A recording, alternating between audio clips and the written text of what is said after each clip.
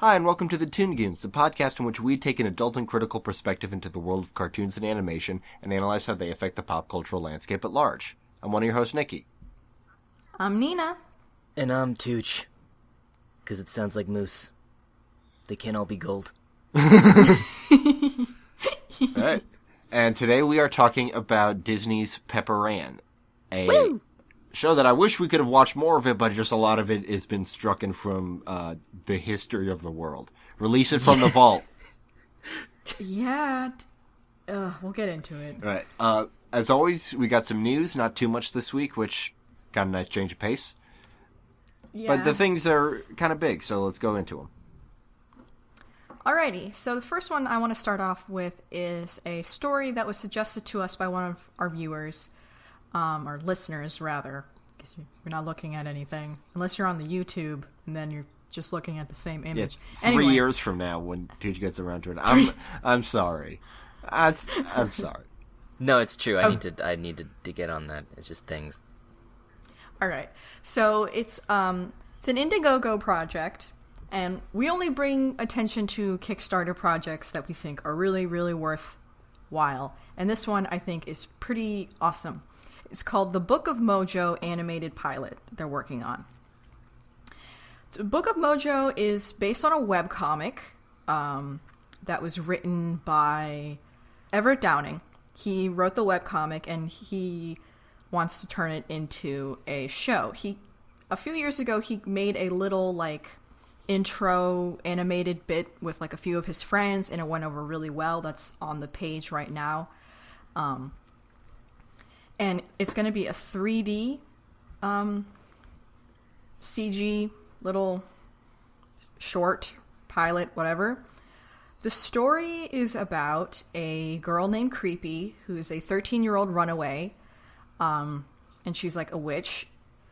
And it's in this weird world of magic, but magic is something that very few people can actually control, so it's this sort of lucrative thing. And she comes across this giant, enchanted statue. Like a golem?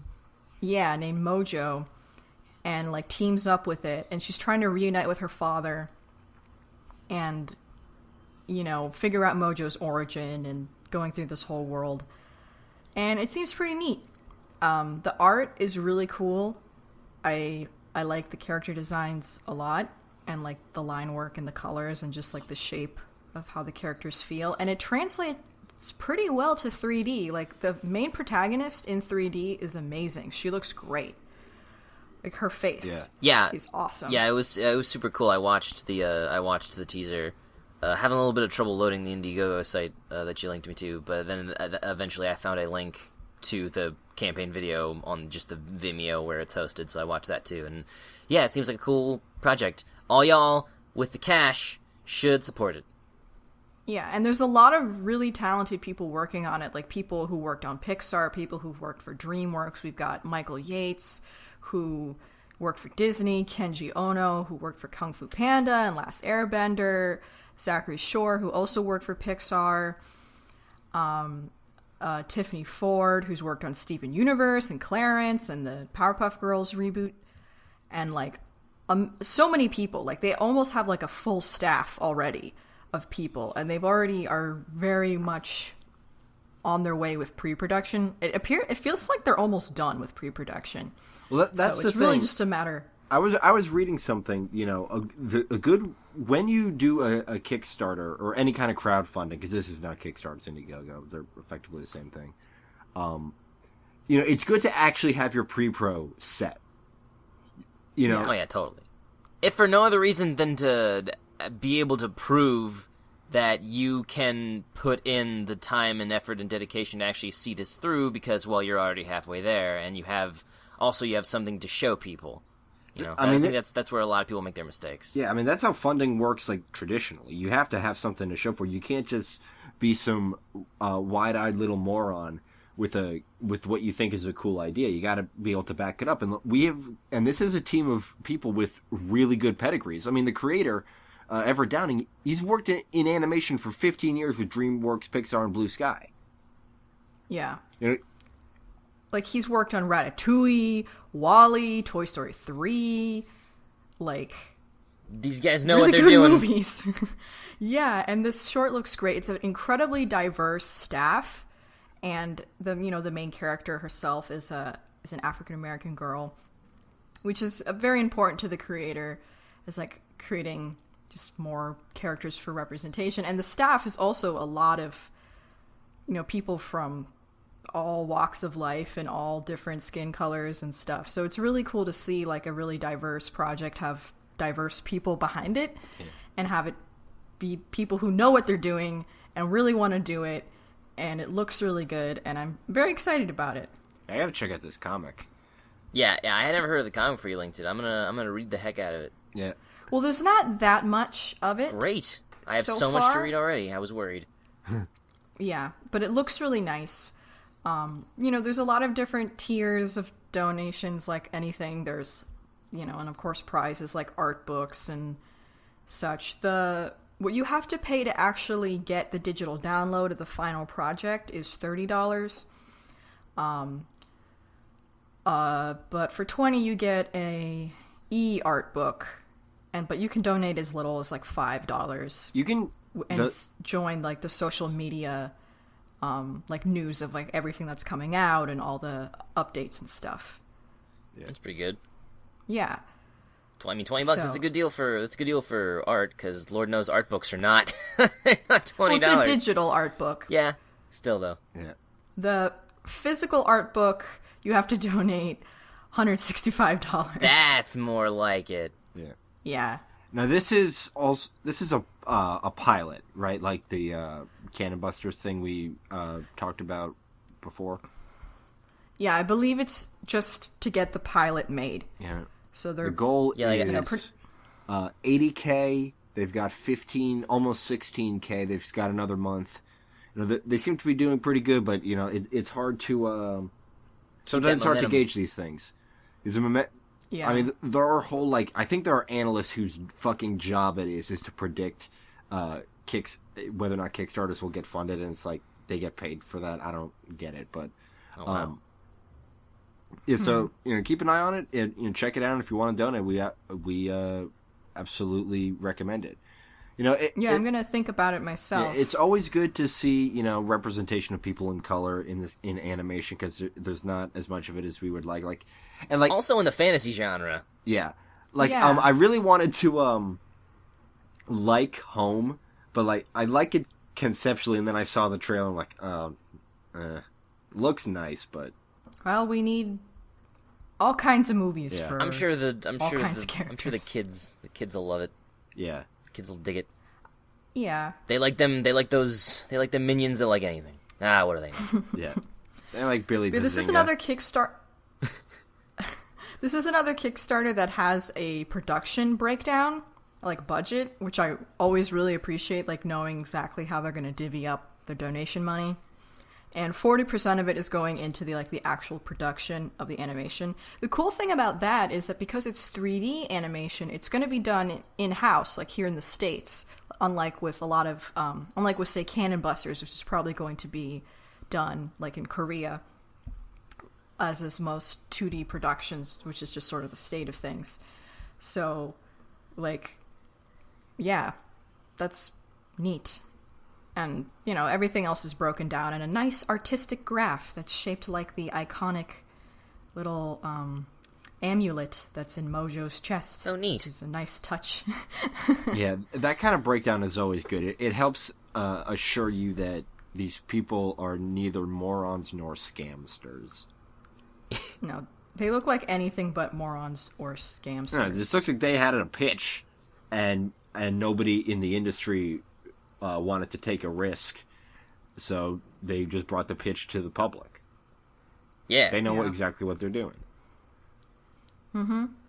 And if you do go on the page and see the little preview that they have, that is not necessarily indicative of the final look. That's like their first go at it that they did a few years ago. Yeah. They said they're sort of reworking the designs and how they're going to direct it and stuff. So that's just like an idea of how things are going to be. Which is good, because that's almost guaranteed it's going to look even better when they actually make the final product. Like, if that was what it was going to look like, not knowing that they had done that a few years ago, I'd have been great. I'd been like, okay, cool, this looks pretty solid.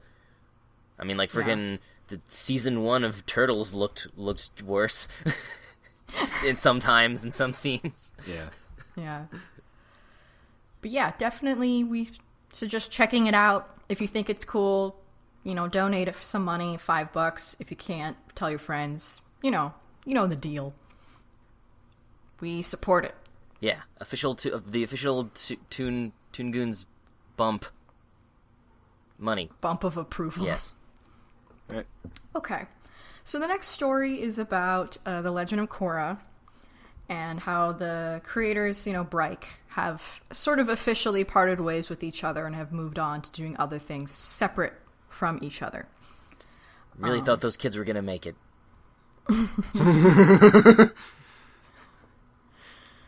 No, I mean, they were collaborative partners for a decade. I couldn't imagine doing things with the same exact person creatively for that. Like kudos to those guys for not tearing each other's heads off. I know, that's pretty amazing. They say that they're open to maybe renewing their partnership for something in the future, but as it stands, they're completely done with the Avatar universe.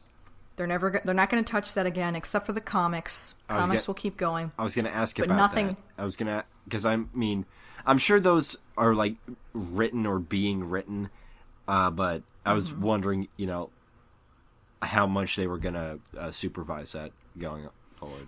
It says that they're connected to developing storylines, and they probably approve stuff, but they probably just like give notes and consult, if that even.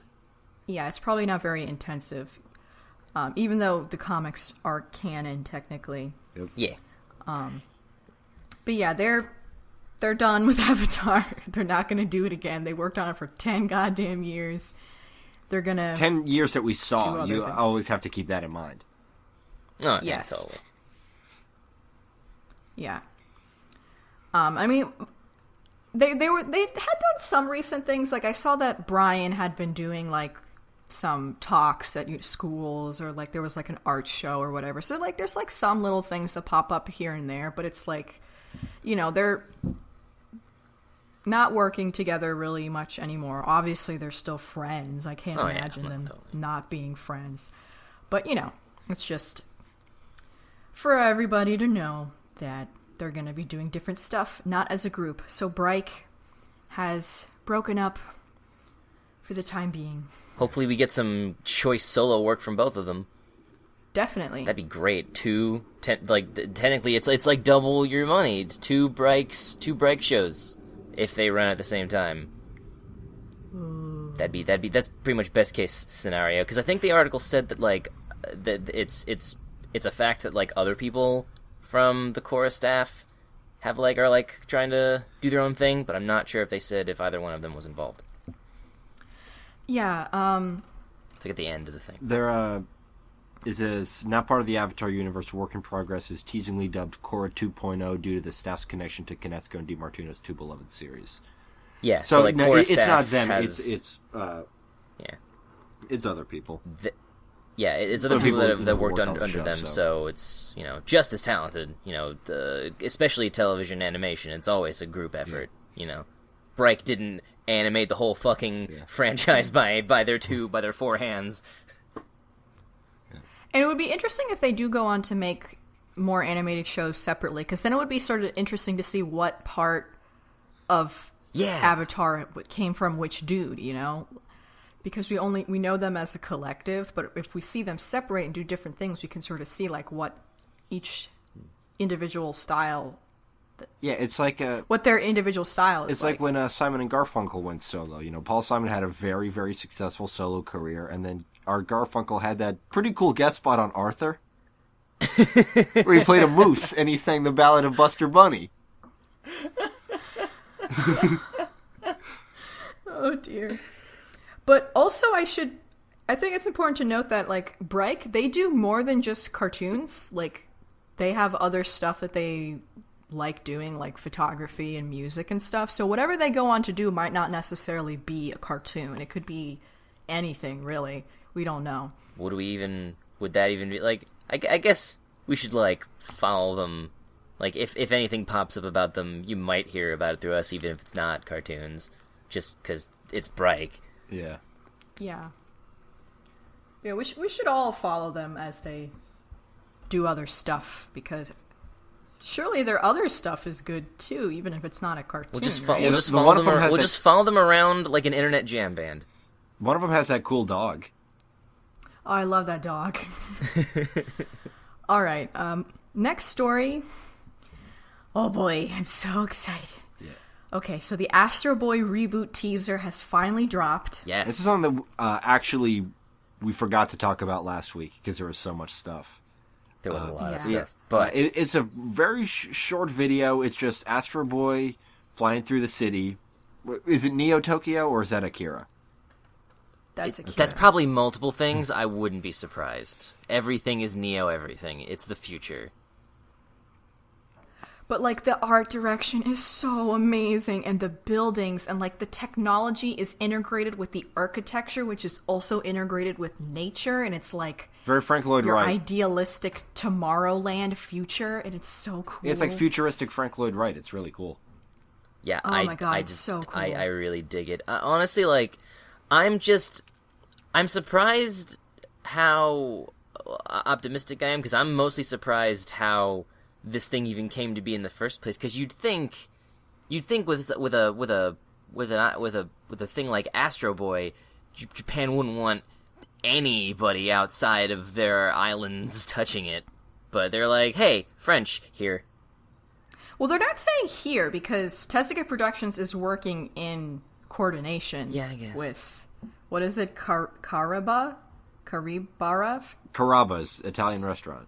the French company that's also working on it. Oh yeah, no, So like, of course they're connected, but still, just like, I wonder what even made them interested in doing that. Why not just like, hey, They like, must we want to have make gave another them Astro Boy cartoon. Give us all the money. Who wouldn't? They must have gave them, like, an amazing pitch, because Maybe this is the they- pitch. it's so beautiful. This is the pitch, and it's gorgeous. He's so wonderful. Yeah, it's a very faithful adaptation. Of course, they updated its design. They gave him a shirt and they gave him long pants. Good. But, you know, he's still got the same kooky signature hair. He's still got his little boy face. It looks exactly like Astro Boy. Maybe he they'll, still like, has sort of like the chunko arms He's- that are he's kind got of chubby fatter on the arms. bottom. maybe at one point they'll, like, Captain Kirk him, where, like, he'll get into a fight scene and, like, his clothing will rip off until he looks like classic Astro Boy. That'd be a cool goof. Oh, that would be fun. Yeah. And this is just Out of speculation. context, that's distressing, though. Well, yeah. But But I mean, like, in context, that would be really cool. I think it's interesting that they changed his eye color to green. they did?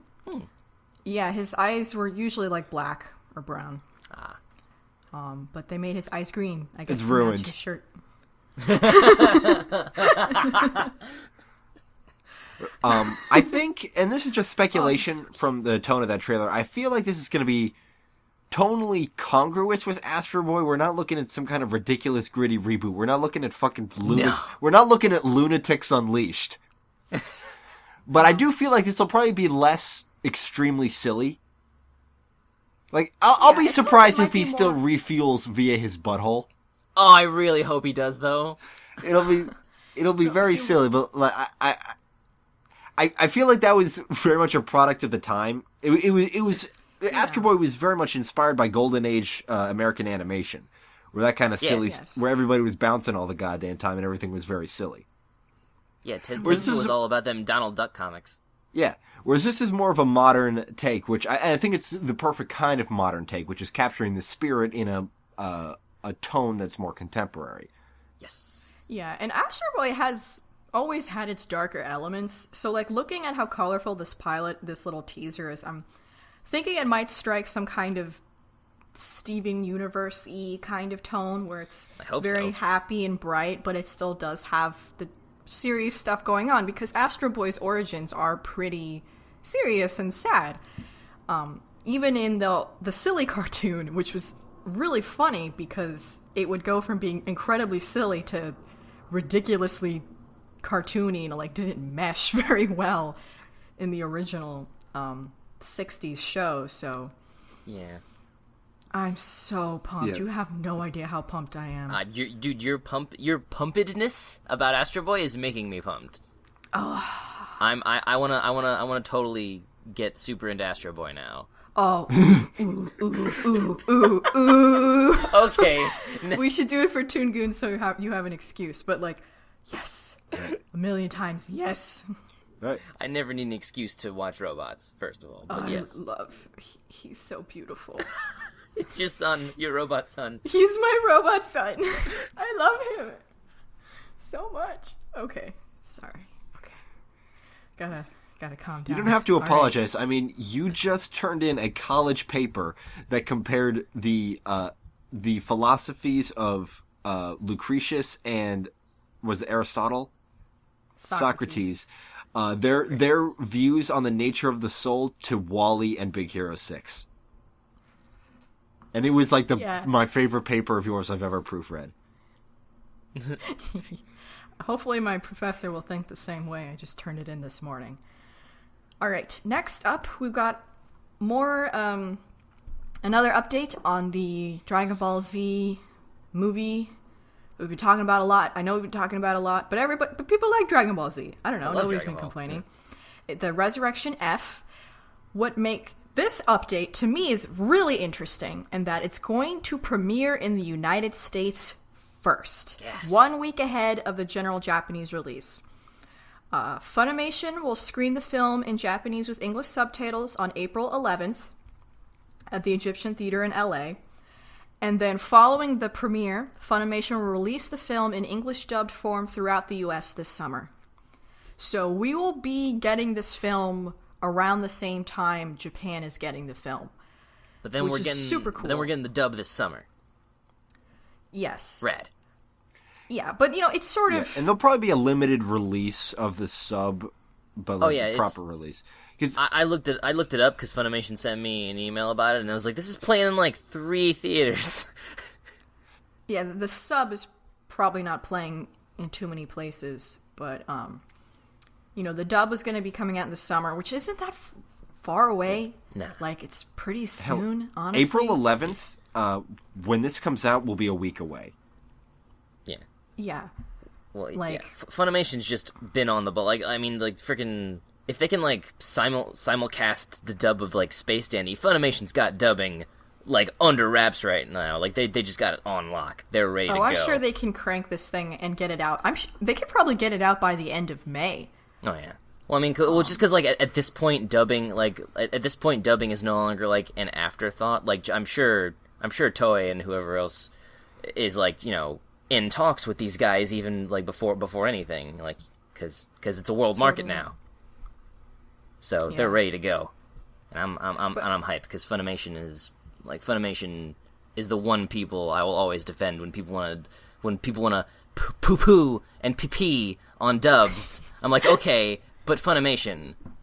Yeah, they're doing such an amazing job. I mean, the fact that they got it before Japan, they're like, hey Japan, we're gonna release your new Dragon Ball Z movie in America first because we can. Like, that's so cool. I wondered if it's maybe like something else is big coming out that weekend, but like what would be bigger? I can't imagine, but it's super. I'm probably gonna go see this movie. I'm totally gonna go see this in theaters now. It's gonna be fun. Oh yeah. I could, after a hard college semester, just watching these Bara men scream and punch each other. Dude, I want somebody who's never heard it subbed before in the original. I want somebody who's never heard the original Japanese to go see the subtitled movie and be really confused as to why Goku sounds like an old woman. Yeah, I mean, I was watching the trailer and I was like, oh yeah, I forgot that Goku sounds like that. Because they never changed his voice actress ever, even when he was all big and grown up. Yeah. Oh well. I got one more story. This one's from me, and by me I mean my friend Jack from work, so thanks, Jack. Adam West and Burt Ward are going to voice Batman and Robin in a 50th anniversary 60s Batman animated movie coming out. It's gonna be, a 90-minute feature. Warner Brothers is gonna be putting it out like they do all of the other Batman cartoons. I think it's super cool that we can see a Batman movie that'll be fun. Yeah, I think it'll be super great. Yeah, because Batman right now is not very fun. Even in the comics, too. It's been some rumblings in the Batverse that have upset people. The Batman comics haven't been fun for decades. No. So Thanks, I am Frank totally... Miller! I don't fucking kick that guy's ass if I meet him. I know. Dude, get in line, probably. Oh, he God. Could, if he racks up some gambling debts or something, that'd be a good way for him to pay them off in, 30 minutes. But no. Do we know anything about the plot? Not right now. Because I mentioned this before that, sometime last year, they came out with, with a mini series called Batman 66, which was just like a modern comic book adaptation of the Adam West Batman TV show verse.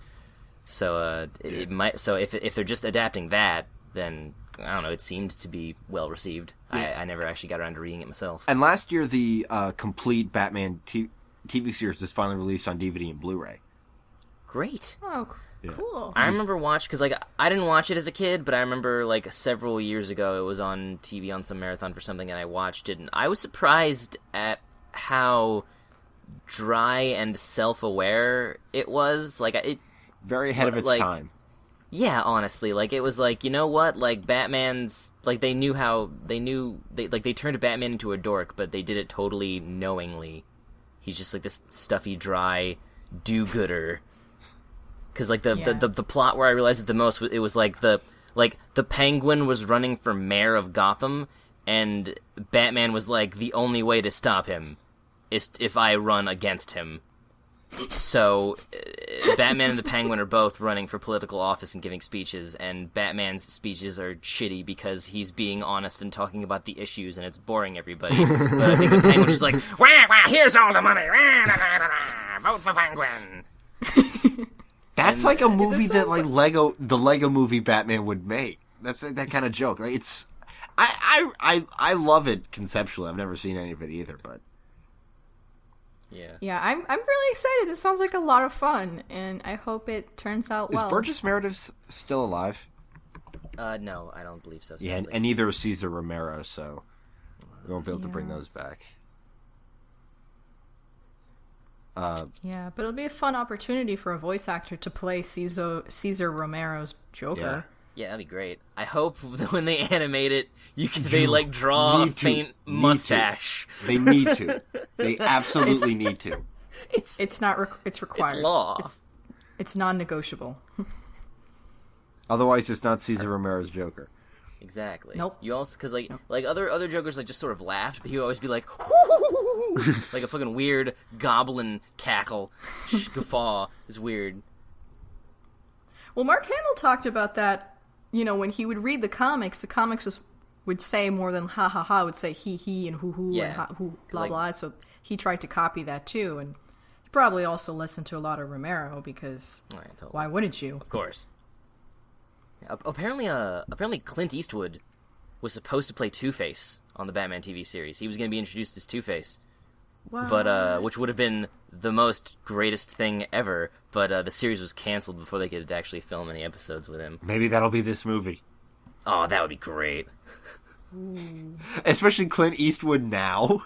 Yes! Oh my god. It'd be scarier than any Two-Face. Oh my god, he's... Oh, because that's what I was originally heard. That was what I originally heard it. That they wanted to have him on the show, but the Two-Face's backstory was too gruesome for television. But apparently, now it just got canceled before they could do it.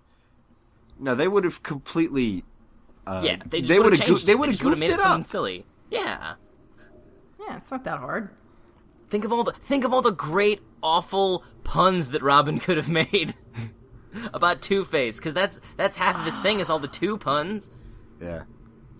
Yay. How many fucking second national banks are there? Two-Face knows. He's robbed them all. He's robbed, both of them. He's robbed an even number. That much I can guarantee. Yeah. All right, that's our news. Thanks again to who's the person who sent in that email about Book of Mojo. I almost called it Book of Mojo because I've been hanging out with my mom a lot. Oh, here's a little cartoon thing. Our mom always called Mojo Jojo Mojo Piojo. Piojo means louse. She's like, oh, he's a lice-ridden monkey. Yeah, when you first linked it and I didn't know anything, I was just like, what is this? What is this? A Powerpuff Girls thing? What is this? Let me click on this. Oh, it's not. It's a golem. Yes, that was sent to us by Cheyenne Fields. Hope I'm saying your name right. Thank you very much for the heads up. Yeah. We're going to be following it. Yeah, and as always, if you got a news story you want us to take a look at, send it to us. Usually email or Tumblr is the best way to do it.